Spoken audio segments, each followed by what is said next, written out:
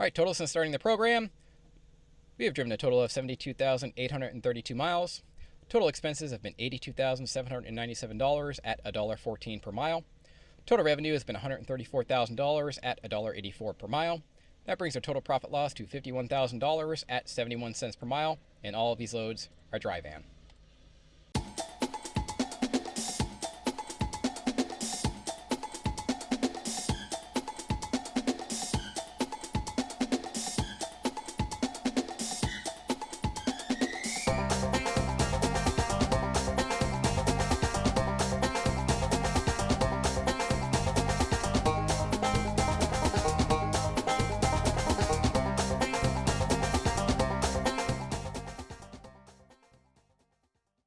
Welcome back to Trucking the Seven Seas. This is episode number 104, and in this episode, we're going to go over week 29 and 30 of running my own authority. In this episode, we run primarily in the Midwest, and we have quite a few maintenance issues that slow us down. If you're new to this channel, welcome. I started this channel in order to show exactly what truck drivers make. We started as a company driver, working for night transportation, moved on to a lease operator, working for night transportation, then an owner-operator, leased on to Landstar, and now we are an owner-operator running our own authority. I show all of the loads I take, what the revenue is, what the expenses are, and what my net cash flow is, and I compile all this information that I put into a spreadsheet that I share with you at the end of every video. So if this is a topic that interests you, follow the channel. But a couple of announcements before we begin. First announcement is I am tentatively planning to do a meetup in Las Vegas, Nevada on New Year's. So tentatively planning, not 100% sure I'm going to do it, but I'm probably going to be in Vegas on New Year's. And I thought may as well do a meetup there because the strip is going to be closed and it might be a pretty good time to do so. So still planning that out. Not 100% sure if I'm going to do it, but I may do it, so just be prepared for that. And second announcement is I did an interview with a channel called This Week in Trucking a couple of months back. The video just came out, so it was an interview, and we just talked trucking on the channel, so you can go ahead and watch that video. I'll put it in the about section down below, and feel free to let me know what you think. But with all that said, last episode we left off in Pataskala, Ohio. So we dropped a load in Pataskala, Ohio.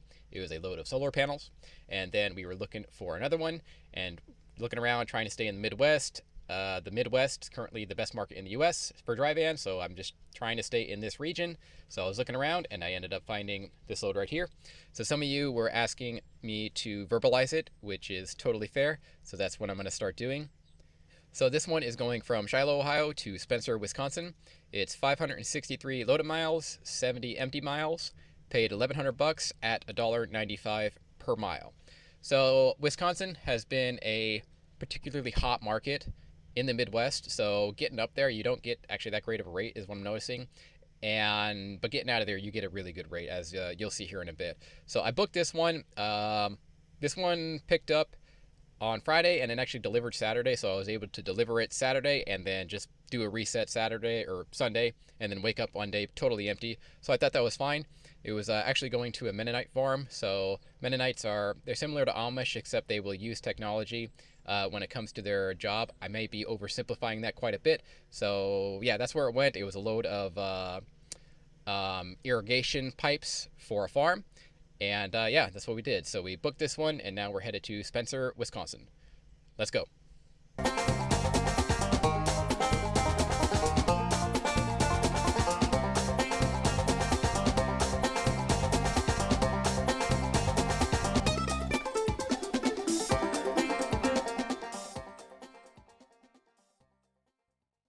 All right, so we dropped that load in Wisconsin.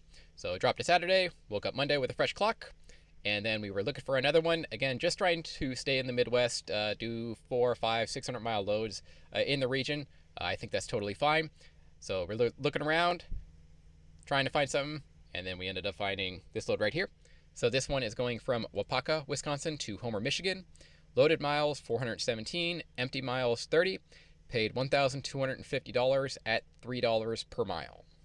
Yeah, so if you're looking at this, $3 per mile to come out of Wisconsin is about $2 per mile to go in, and that's about where we're at with these loads. Wisconsin, very hot. It just is, and I can tell you the following week afterward, Wisconsin stays hot. I think Wisconsin is probably the best market in the Midwest right now, generally speaking, or the best state in the Midwest. Ohio may be comparable as well, but yeah, Wisconsin's doing really well right now. So this one, pretty standard. I don't remember what it was. I think it was just a load of like Freightel kind. I don't 100% remember, but this is fine. Homer, Michigan. It's kind of south of Grand Rapids. It's in the middle of nowhere, but it's fine. Because you're close to Grand Rapids, you're close to South Bend, you're within striking distance of like Toledo and Detroit as well. So that's all good. So this is what we ended up booking, and now we're headed to Homer, Michigan. Let's go.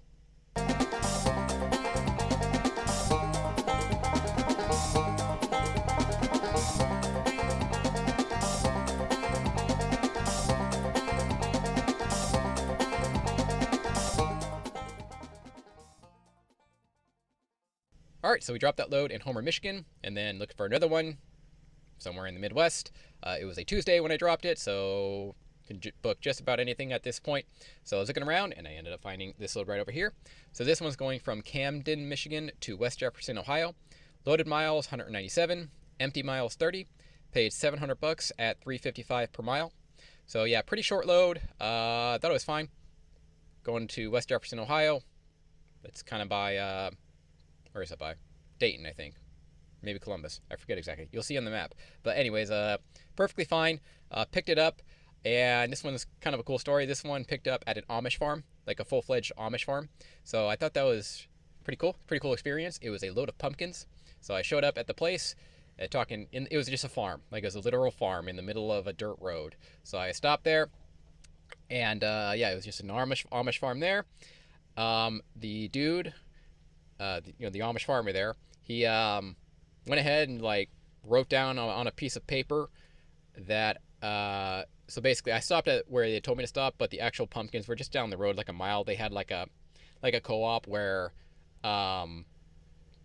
there was a storage unit at another farm that also had pumpkins. So this entire area was full of like Amish farmers who seemed to farm pumpkins primarily, and they seem to share storage places from time to time. So he just wrote down on a piece of paper whatever the other farmer's name was.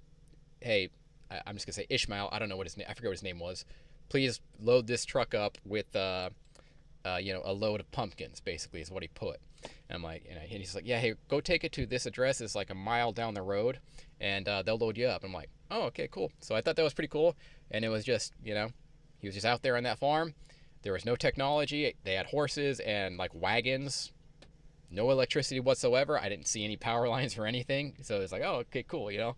First time picking up at a full-fledged Amish farm. Last time it was a Mennonite farm who do use technology.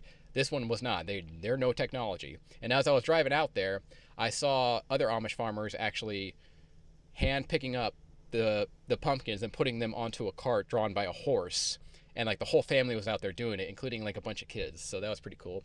And another interesting note is when I was out there, it was just one family, and that family consisted of the father, the mother, and from what I counted, 10 kids. So there were just 10 kids. They range, like they were anywhere from like maybe 19 to like 4 or something like that. I don't know. Anyways, kind of cool experience to go pick that up. So we picked it up. They loaded me up pretty quick, just like in a hand cart in like 10 minutes. So it was like, oh, okay, cool. And then we went to West Jefferson, Ohio. So let's go to Ohio.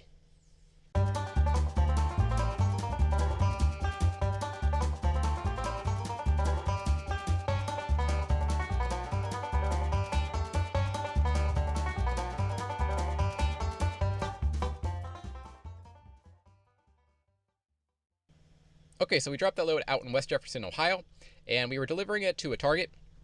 And I think this is going to be the last time I deliver to a Target or a Walmart or an Amazon, because they just take too long to unload you. So they took like 5 hours to unload me, which is funny because the Amish farmers took about 10 minutes to load me with a hand cart, and the Target took about 5 hours to unload me. So I'm like, that's just ridiculous. It's just pumpkins. Just pull them off the truck and put them somewhere, right? So I think that's pretty much the last time I haul with Target. I've been asking anymore, is this a Target or a Walmart or an Amazon load whenever I try to book these things? And if it is, I basically don't take them because this just took too long to unload. And it killed half the day. And because it killed half the day, my options were limited on what I could book afterwards. So it was like 1 p.m. by the time I got out of there or something like that. So I was like, all right. So I was looking around though, and I ended up finding this load right up here. So this one's going from Sydney, Ohio to Kendallville, Indiana. 120 loaded miles, 60 empty miles, paid $575 at $4.79 per mile. So this was, a super short load, obviously very high rate per mile, but low revenue. There's a balance between those two, rate per mile and revenue. This isn't super ideal, but given the circumstances, I thought it was fine enough going to Kendallville, Indiana, which is kind of by South Bend, Fort Wayne area. So that's what I ended up booking, and now we were headed to Kendallville, Indiana. Let's go.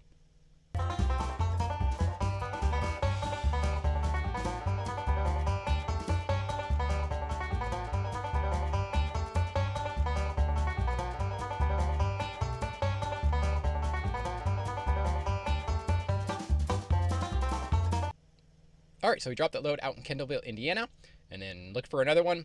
It was a Thursday when I dropped it, so I had just enough time to grab a 400, 500 mile load, drop it Friday, and then pick up another load Friday over the weekend. So I was looking around, and I ended up finding this load right over here. So this load is going from Knox, Indiana to Seymour, Indiana, 201 miles, 201 loaded miles, 87 empty miles, paid $750 at $373 per mile. So it was a Thursday when I grabbed this. Got to Knox, Indiana, backed it into the dock. They loaded me up, and then as they were loading me up, right as the guy was bringing out the paperwork, my dashboard went off saying low coolant level. And I was like, oh, that's not good. So he's like handing me the paperwork, and right as he's handing me the paperwork, I see that, and I'm low loaded, so I just sort of like, yeah, okay, yeah, signed it off, handed it back, okay. And it was a load of fertilizer here. So as soon as he did that, he walked off, and I kind of got out of the truck and then opened the hood, and this is what I saw. Looks like my water pump is leaking fluid. So started spewing out of shipper, not spewing, but dripping out of shipper. Limped it over to a Love's, and they're gonna take a look at it. Hopefully it doesn't cost me an arm and a leg. Yep. Yeah, so the water pump basically failed and was leaking. So I was in Knox, Indiana, and I was like, okay, what do I do at this point? Because this thing's leaking, I don't have much time. I can still run it, right? It's not like spewing or anything like that, but it is definitely leaking. And I'm like, all right. So I just quick snap decision. Just grabbed a gallon of water like this, basically one of these Love's gallon of water. Actually grabbed a couple of them, dumped it in there, and there was a Love's about 25 minutes away with a truck carrier there, and I just made a beeline for that Love's. I just didn't do anything. I just went straight there, got it there, and yeah, so it was a Thursday when I picked this one up. I was intending to drop it Friday, but that didn't happen because my water pump failed, started leaking everywhere, and yeah, so that obviously was not ideal. I had to get that replaced, and it did end up costing me an entire weekend because picked the load up on Thursday, and then brought it into the shop Thursday afternoon. They weren't able to get it fixed until Friday afternoon, and then the load basically got delayed until Monday because the place is only open Monday through Friday, the delivery location. So that sucked. So headed out to Seymour and ended up not making it there. So that sucked a lot. Lost a weekend and ended up being, what was it, a $1,700 repair bill? Yeah, $1,700 repair bill. So that happened, but then, brought it out to Seymour, Indiana.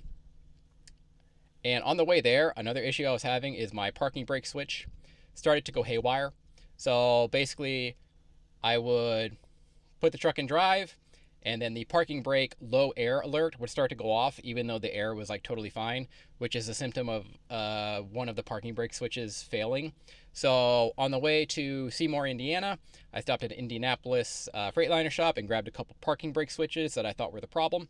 So grabbed them and then continued on to Seymour, Indiana. So I also had that problem. And then Monday came around, dropped in Seymour, Indiana, then realized that the parking brake switches I bought were not the correct ones. So after I dropped it in Seymour, Indiana, I'm like, all right, I'm just going to deadhead up to Indianapolis, which was like 60 miles away, and get the correct parking brake switch. So that's what I did. Went up there, grabbed the correct parking brake switch, plugged it in, and then it fixed it. So I got that fixed. So I dropped the load to Seymour, Indiana on Monday, went up to Indianapolis, grabbed the right parking brake switch, and then was looking for another one, and I ended up finding this load right here, which was kind of annoying because it was picking up in Seymour, Indiana, going to Des Moines, Iowa. It was 535 loaded miles. I put 110 empty miles because of the run to Indianapolis and back, but technically it was 0. And it paid $1,200 at $224 per mile. And this was, in fact, picking up at the exact same place I had just dropped. So I was like, damn it, so I dropped it Monday morning, went up to Indianapolis, grabbed the part, and then this load popped. After I grabbed the part, it was already in Indianapolis. This load popped, so I ended up going right back to Seymour, picking this up, and going to Des Moines, Iowa. So that's how that worked. A little annoying, but whatever. I got the parking brake switch fixed, and I got a new water pump. But in the meantime, we're headed to Des Moines, Iowa. Let's go.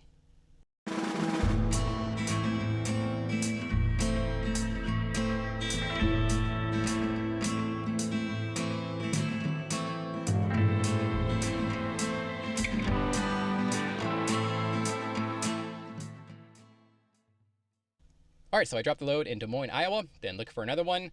Anywhere in the Midwest is fine. It was a Tuesday or something like that when I dropped this, so I was looking around and I ended up finding this load right here. So this one is going from Carlisle, Iowa to Milwaukee, Wisconsin. 379 loaded miles, 12 empty miles, $800 at $211 per mile. So that was fine. Milwaukee, fantastic market. If I can get to Milwaukee for $2 per mile, even on a somewhat short load, I'm fine with that. So yeah, let's say perfectly fine load, going to a perfectly fine area, and now we're headed to Milwaukee. Let's go.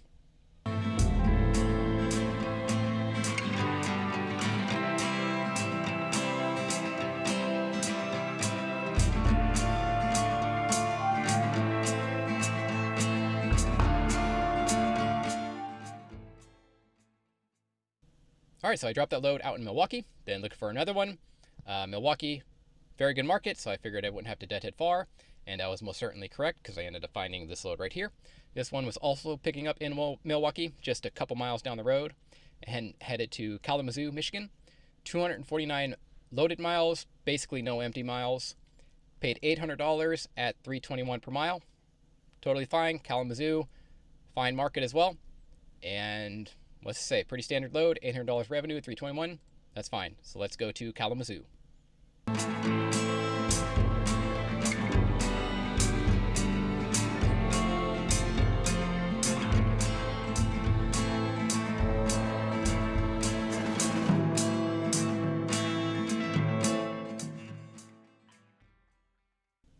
Alright, so we dropped that load out in Kalamazoo, and then looked for another one.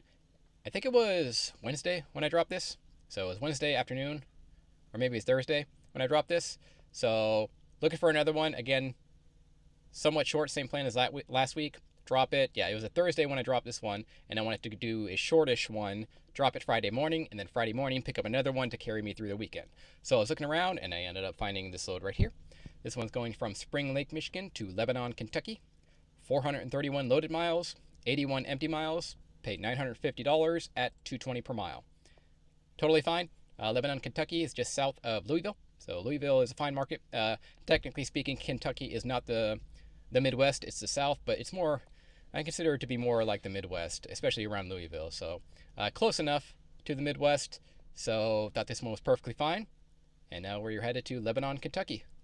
Let's go.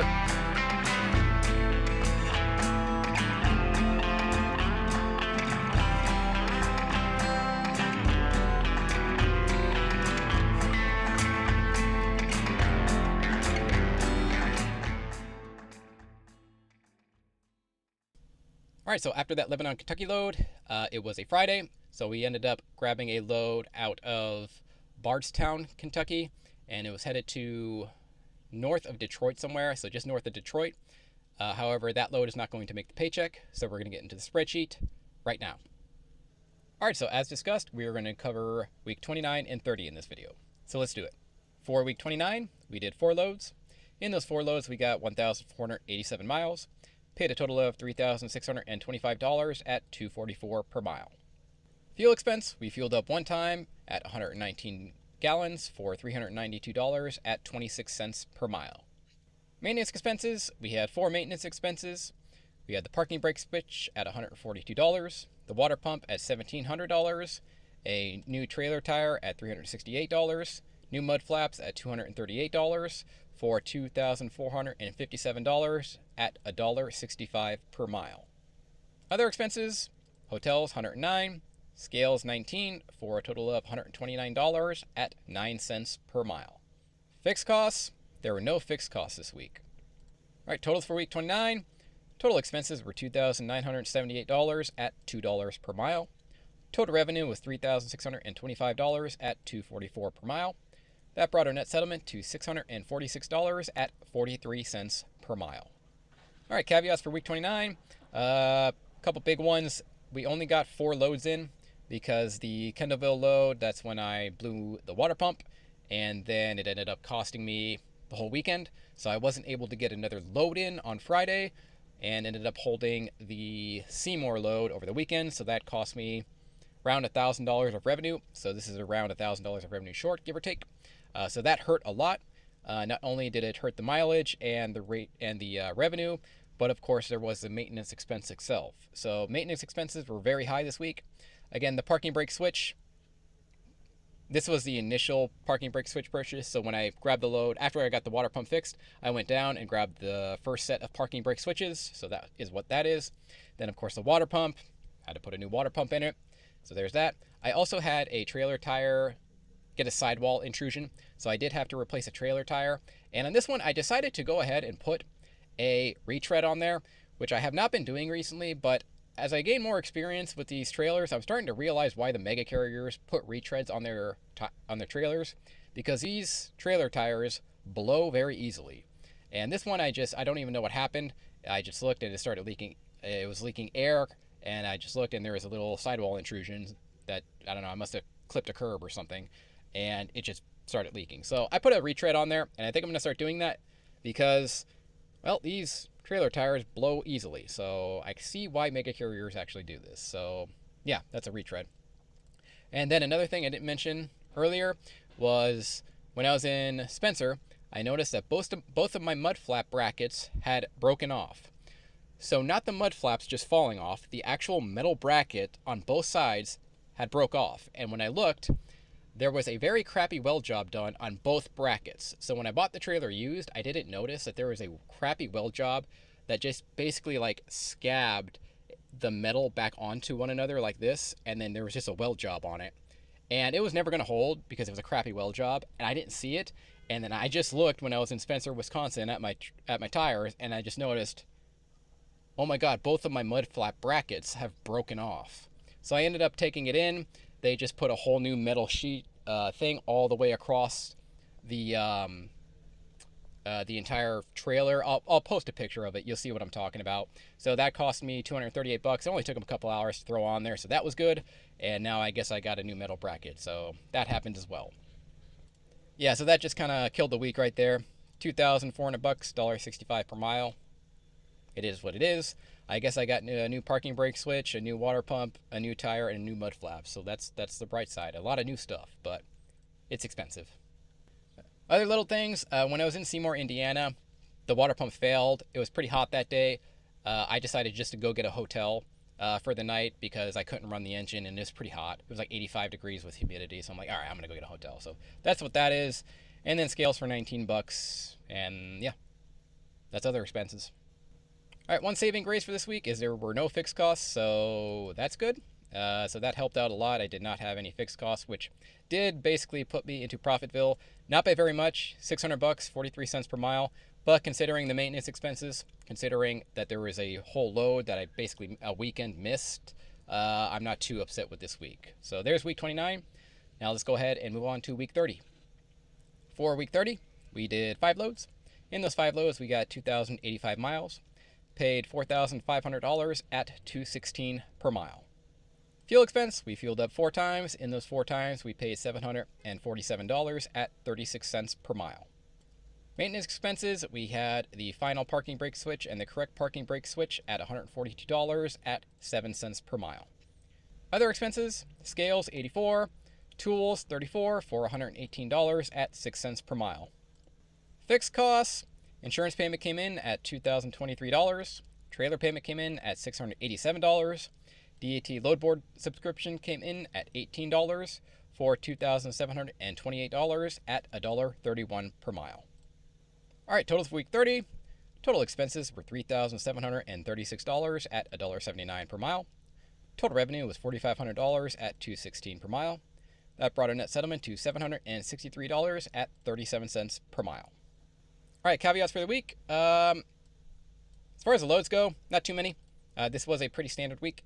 This one did carry over from, so this was where the radiator blew. So this shouldn't have been my weekend load. I should have gotten maybe a slightly longer load for the weekend. So maybe a little bit shy on the revenue because this one was the one that carried over. Pretty short for a weekend load, but yeah, that's about it. Other than that, pretty standard. $4,500, 2,000 miles, $2.16 per mile. I would say again, maybe $500 short from what it should have been, but other than that, pretty standardish. So yeah, there's the loads anyway, pretty standard. And then fuel expenses, also pretty standard. Fueled up quite a few times.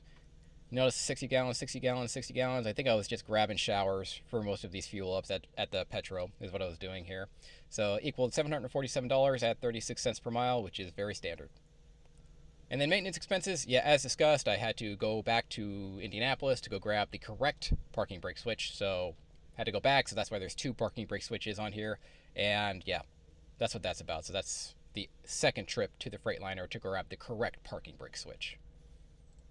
And then scales, I booked some heavy ones today. Again, I don't hesitate to book the heavy ones in the Midwest. It's totally flat and everything.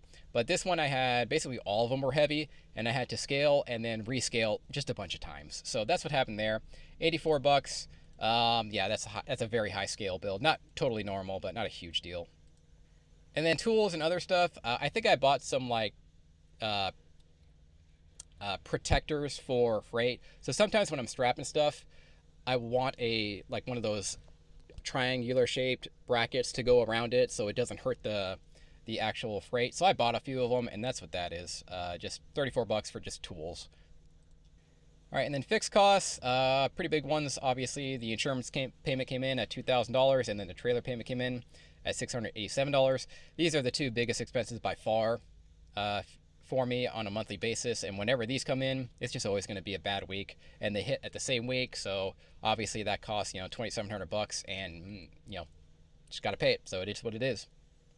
All right, and then overall, this week, whenever the insurance and the APU payment come in, it's always going to be a bad week, right? So $700, 37 cents per mile, but all in all, it was pretty standard. Maybe a little bit low on the revenue due to the water pump breaking. But really, this right here is what killed the week. And yeah, these weeks always look like that. Whenever the payment comes in, the insurance comes in, and then the trailer payment comes in, it's always a bad week. So I'm actually just pretty happy just to even be in the green for this week. And yeah, that is week 30. So now let's go ahead and go into overalls. All right, total since starting the program, we have driven a total of 72,832 miles. Total expenses have been $82,797 at $1.14 per mile. Total revenue has been $134,000 at $1.84 per mile. That brings our total profit loss to $51,000 at 71 cents per mile, and all of these loads are dry van. All right, so there's the total since starting the program. Now let's go ahead and go over averages and other information. Average weekly paycheck is $1,688. Average weekly miles is 2,394 miles. Total fuel costs have been $30,000 at 42 cents per mile at $3.33 per gallon. Total maintenance costs have been $21,000 at 30 cents per mile. If we kept this up for an entire year, we'd make $87,000 and drive 124,000 miles. Total revenue has been $134,000 at $4,400 per week. Total deadhead has been 6,000 miles at 8% of total mileage. We've been employed 213 days or 30 weeks, taken 17 days off, 196 days on duty, taken 82 total loads. Average load length is 888 miles. If we had a theoretical $500 truck payment, we would have made $36,000 at 50 cents per mile. Okay, so for the returning viewers, you are noticing I did not put the startup costs back in there. If you've been watching this channel long enough, you know about the startup costs. I've decided I'm not going to keep going over them every single week. I'm just going to leave them out. So you guys know about them, but I'm just going to start covering things on a week-by-week basis without the startup costs. So that's what we're doing here. So that's what we're doing here. And when you look at it, 71 cents per mile for an owner-operator with a paid-off truck is really bad. So that's not good. I'm not bragging about any of this. I'm just showing you my numbers. And these are the numbers. So what's been slowing us down? Well, maintenance costs have been quite high, 30 cents per mile. That's not good. So it's 30 cents per mile for the maintenance cost, and it's also just days lost. Like I lost 2 days last weekend. And then this has just been pretty much a hamstring in us. I mean, it's expensive and it's just costing us a lot of time. And the time is almost as bad as the maintenance costs themselves. So that's really what's slowing us down. My insurance premiums are very high. First year, new authority, it's going to be high insurance premiums. Insurance premiums have exploded in the last couple of years. So I don't have any tickets or anything like that that would give me a higher insurance premium. So that's slowing us down a lot. I do have a trailer payment and an APU payment. Okay, that's hurting as well, but that's not the big problem. So really, it's maintenance costs, insurance premiums, and just a flat, terrible market. $1.84 per mile is what I'm booking loads for on average.